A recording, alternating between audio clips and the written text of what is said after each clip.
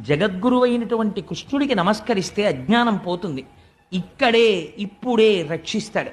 కృష్ణుణ్ణి నమ్ముకున్న వాడికి రక్షణ కలగకపోవడం అన్నది ఉండదు, అజ్ఞానం పోకపోవడం అన్నది ఉండదు.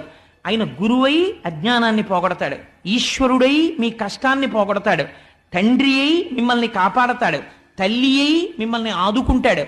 ఇన్ని చేయగలిగినటువంటి అవతారం అయా పరిపూర్ణమైనటువంటి కృష్ణావతారం.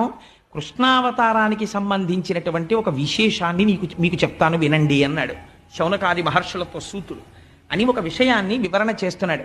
ఆయన అంటాడు, పూర్వకాలంలో కురుక్షేత్ర యుద్ధం అంతా అయిపోయిన తర్వాత ఆ కురుక్షేత్ర యుద్ధ భూమి యందు ఇంకా శిబిరములలో అందరూ పడుకుని నిద్రపోతున్నారు.